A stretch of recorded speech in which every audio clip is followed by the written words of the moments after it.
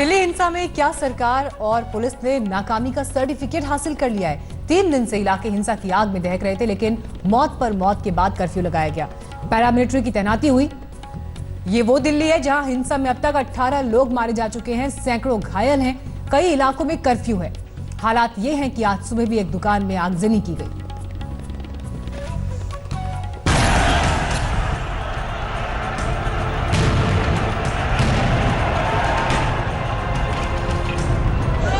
रोडों पर नहीं आए, देखते ही गोली मारने के आदेश है, आप लोग घरों में रहें। 3 दिन से नॉर्थ ईस्ट दिल्ली में जारी हिंसा के तांडव के बाद अब जाकर पुलिस ने लिया है उपद्रवियों के खिलाफ सख्त एक्शन। पुलिस ने दिल्ली को जलाने वाले उपद्रवियों को दी है कड़ी चेतावनी। हिंसा बस अब और नहीं, अगर अब दिल्ली को जलाओगे तो पुलिस की गोली खाओगे। नॉर्थ ईस्ट दिल्ली की हिंसा पर काबू पाने के लिए पुलिस को मिला है शूट एट साइट का ऑर्डर। अनावश्यक रोडों पर नहीं आए, देखते ही गोली मारने के आदेश है, आप लोग घरों में रहें। रोड पे आके अनावश्यक रूप से पथराव न करें और मजबाई इकट्ठा नहीं करें। अनावश्यक रोडों पे नहीं आए, देखते ही गोली मारने के आदेश है, आप लोग घरों में रहें। रोड पे आके अनावश्यक रूप से पथराव न करें और मजबाई इकट्ठा नहीं करें। पुलिस को शूट एट साइट का कदम इसलिए उठाना पड़ा क्योंकि नॉर्थ ईस्ट दिल्ली में 23 फरवरी से सीएए को लेकर हिंसा का जो दौर शुरू हुआ वो 25 तारीख यानी मंगलवार को भी जारी रहा। मंगलवार को नॉर्थ ईस्ट दिल्ली के कई इलाकों में पथराव हुआ और हिंसक झड़प हुई। सीएए पर भड़की चिंगारी में मंगलवार के दिन भी दिल्ली सुलगती रही। पत्थरबाजी की ये तस्वीरें जाफराबाद मौजपुर रोड की, जहां 25 तारीख को एक बार फिर उपद्रवियों की भीड़ सड़क पर उतरी और जमकर पत्थरबाजी की। उपद्रवियों ने पुलिस पर जमकर पत्थर बरसाए। हालात पर काबू पाने के लिए पुलिस को लाठीचार्ज करना पड़ा। जाफराबाद इलाके में सिचुएशन अभी भी बहुत ज़्यादा टेंस। मेरे पीछे जैसे कि आप देख सकते हैं यहाँ पे आग लगी है। एक जो बहुत ज़्यादा डरा देने वाली बात यहाँ के आसपास के लोगों के लिए है वो इस समय ये है कि ये जो आग जिस मार्केट में लगी है ये स्क्रैप मार्केट है और इसके बाजू में जैसे कि आप देख सकते हैं यहाँ पे एक पेट्रोल पंप है। इस समय पेट्रोल पंप के जो अधिकारी हैं वो इस चीज़ का ध्यान रख रहे हैं कि ये जो आग है ये फैल के पेट्रोल पंप तक इस समय नहीं पहुँचनी चाहिए। नॉर्थ ईस्ट दिल्ली के गोकलपुरी इलाके में 24 फरवरी को जिस टायर मार्केट को आग के हवाले किया गया, 25 फरवरी के दिन उस मार्केट में बर्बादी का मंजर सामने आया। आसमान में उठता ये काला धुआं मार्केट में हुए हिंसा के तांडव की तस्दीक कर रहा है। मार्केट में चारों तरफ बर्बादी के निशान मौजूद हैं। इस वक्त हम लोग गोकुलपुरी में मौजूद हैं और आप देख सकते हैं यहाँ पर जो टायर मार्केट थी उसको आग के हवाले कर दिया गया है। पूरे नॉर्थ ईस्ट दिल्ली में माहौल बहुत ज्यादा तनावपूर्ण बना हुआ है। गोकलपुरी में टायर मार्केट के साथ शाम होते होते कुछ गाड़ियों में भी आग लगा दी गई। मंगलवार को नॉर्थ ईस्ट दिल्ली का दुर्गापुरी इलाका भी हिंसा की चपेट में आ गया। यहाँ उपद्रवियों ने दुकानों को निशाना बनाया और बाइक को आग के हवाले कर दिया। इस वक्त मैं दुर्गापुरी चौक इलाके में हूँ। यहाँ पर देखिए किस तरीके से जमकर यहाँ पर आगजनी की गई है। एक गाड़ी को आग के हवाले कर दिया है, धुएं का गुबार आप देख सकते हैं। ये हालात है यहाँ पर। पत्थरबाजों या उपद्रवियों की ये तस्वीर देखकर आपको भूल हो सकती है कि ये दिल्ली नहीं बल्कि कश्मीर है, लेकिन ये तस्वीरें दिल्ली के चांदबाग इलाके की है, जहां पुलिस और उपद्रवी आमने सामने आ गए। उपद्रवियों ने पुलिस पर जमकर पत्थर बरसाए। हालात पर काबू पाने के लिए पुलिस को लाठीचार्ज के साथ आंसू गैस का इस्तेमाल करना पड़ा। भजनपुरा इलाके में 24 फरवरी को भड़की हिंसा की आग मंगलवार को भी ठंडी नहीं पड़ी। मंगलवार को एक बार फिर हिंसा हुई और वाहनों में आगजनी की गई। हालात को देखते हुए यहां बैरिकेडिंग कर दी गई। करावल नगर में फ्लैग मार्च के दौरान उपद्रवियों ने अर्धसैनिक बलों को भी नहीं बख्शा। हिंसा फैलाने वालों ने घरों की छतों से जवानों पर एसिड फेंका। देर शाम होते होते पुलिस ने स्पेशल सीपी सतीश गोलचा के नेतृत्व में जाफराबाद मौजपुर रोड से होते हुए हिंसा प्रभावित इलाकों में फ्लैग मार्च किया। लेकिन 3 दिन से जारी हिंसा के इस तांडव ने अब तक 13 लोगों की जिंदगी को ले लिया और 200 से ज्यादा लोग इसमें घायल हो गए। फिलहाल देखना ये होगा कि पुलिस के शूट एट साइट के ऑर्डर के बाद क्या दहकती दिल्ली में अमन चैन लौट पाएगा। दिल्ली से ऐश्वर्या पालीवाल, रोहित मिश्रा, हिमांशु मिश्रा, सुशांत मेहरा और अरविंद ओझा के साथ आज तक ब्यूरो। तो ये पूरे आपने तस्वीर देखी कि किस तरह के हालात बीते 3 दिन में रहे हैं, लेकिन आपको ताजा तस्वीर भी हम दिखाते हैं। हमारे संवाददाता अरविंद ओझा ने गोकुलपुरी के जिस हिस्से से रिपोर्ट किया, वहां पर आगजनी के बाद क्या हालात थे, देखिए। इस वक्त मैं उत्तर पूर्वी दिल्ली के मौजपुर इलाके में हूं, जहां पर सबसे ज्यादा हिंसा हुई थी, या यूं कहें हिंसा की शुरुआत मौजपुर से ही हुई थी, जब जाफराबाद मेट्रो स्टेशन पर CAA के विरोध में महिलाएं धरने पर बैठ गई थी। उसके बाद इसी इलाके में जहां इस वक्त मैं मौजूद हूं, CAA के समर्थन में लोग बैठ गए थे और उसके बाद यहां पर पत्थरबाजी हुई थी और धीरे धीरे यहां से जो हिंसा फैली थी वो पूरे नॉर्थ ईस्ट दिल्ली को अपने चपेट में ले लिया था। लेकिन कल देर रात से ही ITBP के जवानों ने यहाँ पर मोर्चा संभाल लिया है। चप्पे चप्पे पर ITBP के जवान है और देखें अगर इस इलाके की तो फिलहाल हालात पूरी तरह से सामान्य दिखाई दे रहा है। ये देखिए, ये जो पूरा इलाका यहाँ पर चूंकि ये जो सड़क है, सड़क के इस तरफ दूसरा समुदाय है, सड़क के उस तरफ दूसरा समुदाय, और जमकर तोड़फोड़ी थी। लेकिन अब दिल्ली पुलिस नहीं बल्कि ITBP के जवान है, उन लोगों ने मोर्चा संभाल लिया है। अगर आप ये देखें कल यहाँ पर जिस तरीके से जो हिंसा हुई थी, वो हिंसा के निशान भी आप साफ देख सकते हैं। यहाँ पर जो कुछ गाड़ियां थी, गाड़ियों को आग के हवाले कर दिया गया था और जमकर पत्थरबाजी हुई थी। लेकिन जिस तरीके से कल NSA अजीत डोभाल वो सीलमपुर इलाके में पहुंचे थे, दिल्ली पुलिस कमिश्नर के साथ मीटिंग की थी, अलग अलग इलाकों का दौरा किया था, उसके बाद नॉर्थ ईस्ट दिल्ली में अब कहीं ना कहीं जो प्रशासन है वो दिखाई दे रहा है। हम इस समय मौजपुर इलाके के अंदर हैं, जहां पे सबसे ज्यादा हिंसा की घटनाएं घटी थी। आप देख सकते हैं कितनी भारी तादाद में यहाँ पे पुलिसकर्मी मौजूद हैं।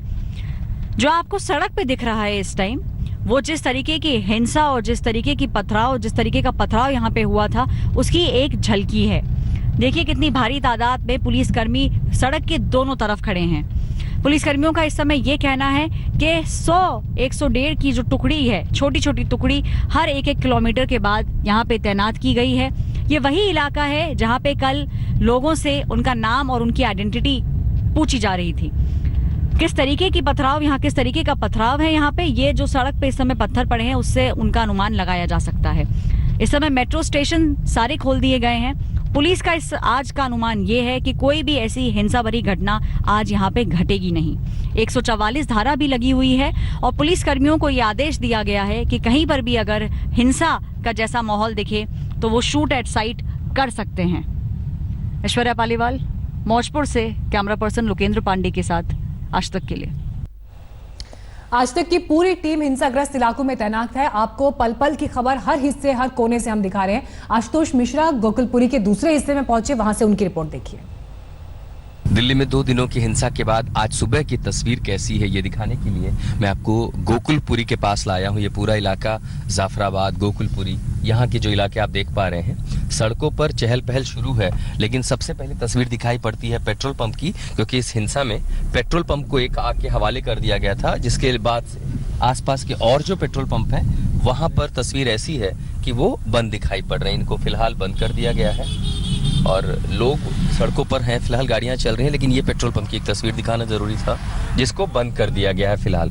हो सकता है जैसे जैसे हालात सामान्य हो और इनको वापस खोल दिया जाए। दूसरी तरफ सड़कों पर जो है वो चहल पहल भी है, लोग अपने घरों से निकले हैं रोजमर्रा की तरह ही, जो एक अपने आप में तस्वीर है कि कैसे हालात राजधानी में फिर सामान्य होने लगे हैं, क्योंकि सड़कों पर सुरक्षा पहरा जो है वो बढ़ने लगा है। दूसरा, यहाँ से आगे जो इलाका शुरू होता है गोकुलपुरी के बाद, वो जाफराबाद का है। तो यहाँ पर भी अमूमन जो जिंदगी है वो पटरी पर है। अब ये तस्वीरें बयां करती हैं कि लोग सड़कों पर फिर से निकलना शुरू हो चुके हैं, ई रिक्शा चल रही है।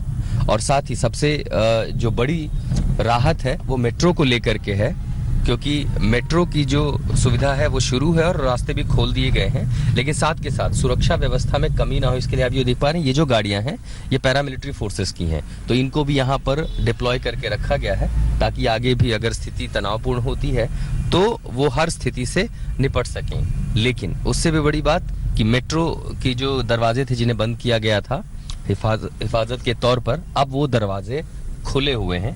तो जो मेट्रो की सुविधाएं हैं वो फिर से एक बार सुचारू हैं। और अब हम आपको ले चलते हैं गोकुलपुरी से आगे का जो इलाका है, वहां पर तस्वीर कैसी है। यहाँ पर जो कुछ दिखाई पड़ रहा है, ये तस्वीरें बयां कर रही हैं हिंसा की। ये एक पूरा मार्केट है जो आप देख पा रहे हैं, और पूरा मार्केट जलकर स्वाहा हो चुका है। ये सब कुछ आग के हवाले। यहाँ आप गाड़ियां जली हुई दिख रही हैं बहुत सारी।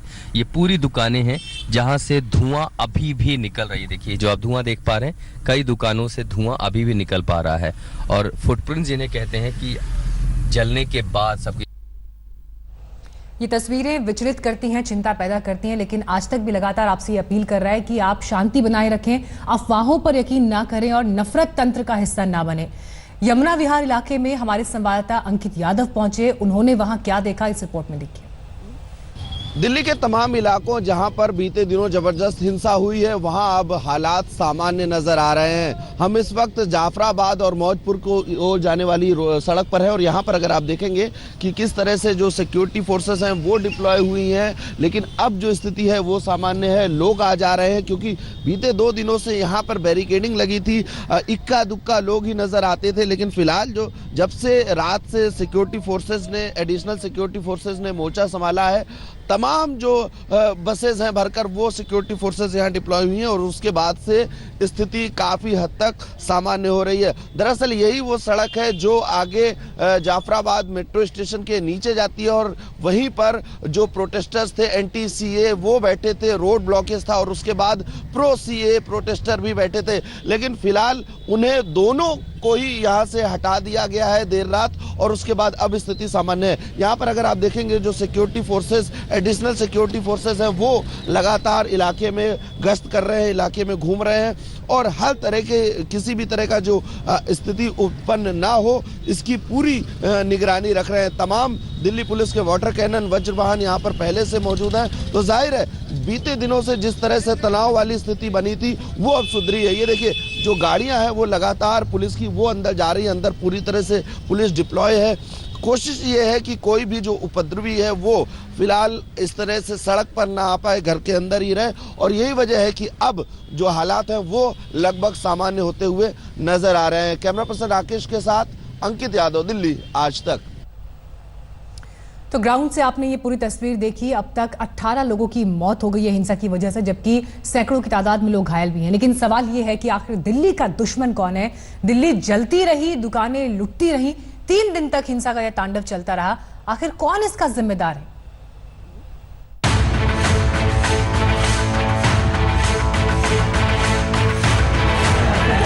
उत्तर पूर्वी दिल्ली के इलाकों से जब हिंसा, पथराव और आगजनी की तस्वीरें सामने आईं, तो लगा ही नहीं कि ये देश की राजधानी दिल्ली है। जलते मकान, जलती दुकान, लपटों में घिरे वाहन और सड़कों पर होता हिंसा का तांडव देखकर तो ऐसा लगा जैसे ये दिल्ली नहीं बल्कि सीरिया या इराक हो। 23 फरवरी से लेकर 25 फरवरी तक दिल्ली हिंसा की आग में दहकती रही। दिल्ली वाले दहशत में जिंदगी जीते रहे। हर तरफ चीख पुकार और हिंसा का खेल चलता रहा। ऐसी तस्वीरें भी सामने आईं जिनसे लगा कि दिल्ली में कानून का डर जैसे मिट गया है।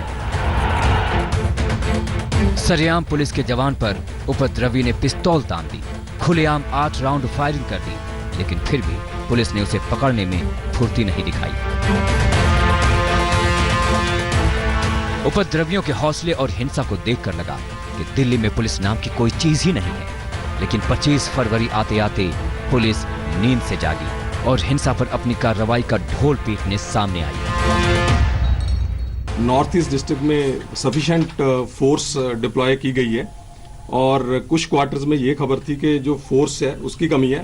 इसको बिल्कुल हम खंडन करते हैं, डिनाई करते हैं। सफिशिएंट फोर्स डिप्लॉय की गई है। उसके अलावा एमएचए से जो एडिशनल फोर्स भी हमें मिली है उसको भी डिप्लॉय कर रहे हैं।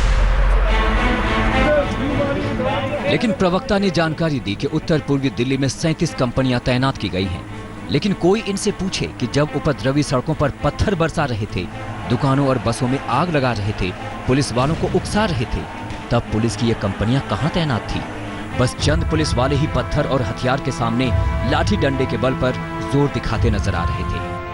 बिल्कुल सही कह रहे हैं। जो कुछ दिल्ली में वायलेंस कल हुआ और अभी हो रहा है, ये स्टेट स्पॉन्सर्ड वायलेंस है। अगर बीजेपी का एक्स एमएलए कंसर्न डीसीपी के साथ खड़े होकर एक अल्टीमेटम देता है तो वो अपनी जाती तरफ से नहीं कह रहा है, बल्कि उसको उसकी पार्टी की तरफ से कहा गया था कि तुम कंसर्न डीसीपी के साथ खड़े होकर इस तरह का अल्टीमेटम देना। 3 दिन तक दिल्ली आग में जलती रही, दुकानें लुटती रहीं और उपद्रवी खुलेआम तांडव मचाते रहे। अचानक पुलिस के प्रवक्ता सामने आए और कहा कि अब सब कुछ कंट्रोल में है। कुछ इंसिडेंट्स हुए हैं जिसको हमने रिस्पॉन्ड करके उस पर एक्शन लिया है, लेकिन मैं तमाम दिल्ली वासियों से, खासकर नॉर्थ ईस्ट में जो भी हमारे भाई हैं, उनसे मैं अपील करना चाहूंगा कि कानून को अपने हाथ में ना लें। दिल्ली पुलिस के पीआरओ डीसीपी रांधवा की इस दलील पर कितना यकीन करें, क्योंकि जब डीसीपी साहब बोल रहे थे कि सब कुछ कंट्रोल में है, उस वक्त नॉर्थ ईस्ट दिल्ली के हालात कुछ और ही बयां कर रहे थे। इस वक्त मैं दुर्गापुरी इलाके में हूँ और यहाँ पर देखिए तो जमकर यहाँ पर तोड़फोड़ हुई है और दिल्ली पुलिस की टीम है वो उपद्रवियों को दौड़ा रही है। तो ये हालत है यहाँ पर।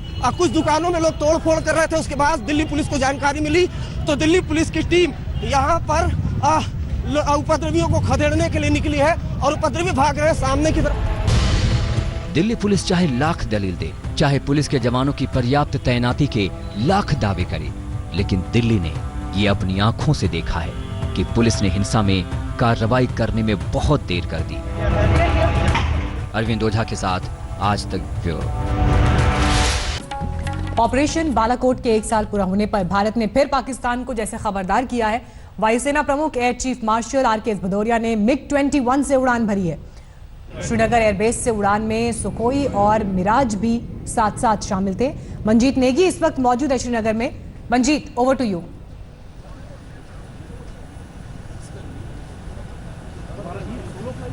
मीनाक्षी, आज बालाकोट एयर स्ट्राइक का 1 साल पूरा हो रहा है। इस मौके पर वायुसेना प्रमुख air chief marshal RKS Bhadauria यहाँ पर मौजूद हैं। ये श्रीनगर का ओल्ड एयरफील्ड है जहाँ पर अभी थोड़ी देर पहले उन्होंने उड़ान भरी है। MiG-21 जो लड़ाकू विमान है, जिससे आपको याद होगा, और इस वक्त आप देख सकते हैं ये वापस उड़ान भरने के बाद लैंड कर रहे हैं MiG-21 लड़ाकू विमान के साथ। और खुद जो वायुसेना प्रमुख हैं वो MiG-21 लड़ाकू विमान उड़ा रहे हैं। उसके अलावा 2 मिराज और 2 सुखोई लड़ाकू विमानों ने भी उड़ान भरी है।